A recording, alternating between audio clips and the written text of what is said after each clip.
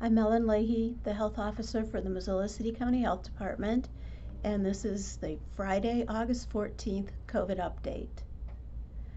A second Missoula County resident has died from COVID, and that death occurred yesterday. I send my condolences and the condolences of our entire department to the family and loved ones of that person who are experiencing this very painful loss. It's also a time to thank everyone who does everything they can to protect the spread of this disease, to protect against it in our community, but in particular keeping in mind those who have much higher risks of complications and deaths if it does spread. And sometimes that's not yourself, it's quite often another person, and sometimes it's not someone you know. It may be a stranger, but contagion doesn't know the difference, and so it is a time again to be very mindful of the consequences of all of us needing to protect against spread. Today, Missoula County has 76 active cases of COVID. We have 327, and that will be going up because we have new cases that are not yet fully investigated, but 327 close contacts, all of whom need to be interviewed, investigated, and placed under quarantine and provided with testing. Most of the cases of those 76 were spread by close contact to another case. So we've been able to identify that close contact was with another case. So that's why that contact tracing, that ability to contact trace and immediately notify and work with people who may have been exposed is so important. So that's a major control measure, and the figure 42% indicates that we're able to carry out that activity right now, again, with your cooperation. 36% are community spread. Those are folks that we don't know, we're not able through the investigation or relationship to another case or recent travel, actually how they acquired the case. 14% are not yet fully investigated, and only 9% are definitely related to travel. The age group that brings us the largest proportion of cases in this community and in many places across the state remains the 20 to 29-year-old age group. And of course, these folks tend to not experience severe cases of the disease. They can experience very severe cases, but overall, they generally do not, and in fact, they can be asymptomatic while contagious. So it's very difficult to use symptoms as a guide of when you should be careful.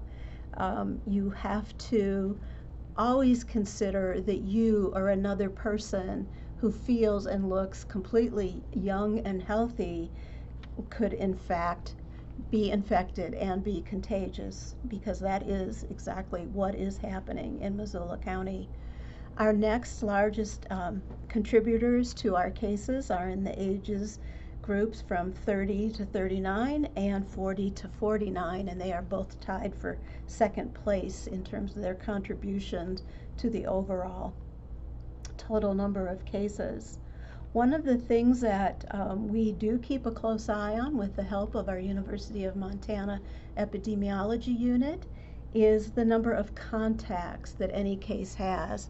And the number of contacts are the people that if you were infectious, and you know now because you are a case, those are the folks that were exposed and do have to go into quarantine and may become a case. Our average number of contacts across all age groups, most of them stay around 5 for that average, but again, in the 20 to 49 age group, that average actually is higher. of number of contacts, the average is 6 to 7. The range is even more eye-opening. We do have a range of close contacts per case that right now goes from 1 to 50. So if you can imagine one positive case having 50 people that have been exposed in such a way that they could become infected and be contagious, that is not a good sign in terms of limiting the numbers of close contacts and using the distancing mitigation measures. So anyone within 6 feet becomes, for more than 15 minutes, is considered a close contact. So it's another reminder to keep the group that you socialize with and travel with down, to not let your guard down at work when you're actually on break or behind scenes away from the public. The storyline of many of our work case clusters have in fact been that that's what happens.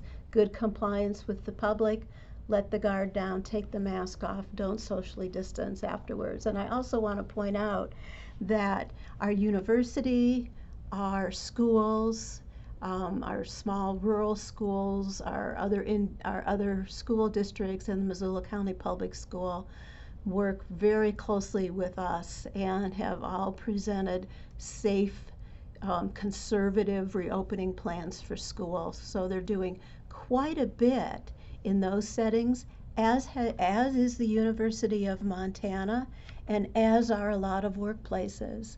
But if we as individuals let our guard down as soon as we leave those structured settings, we are undoing that work and placing ourselves, the people that we socialize with, our families, and our community at risk.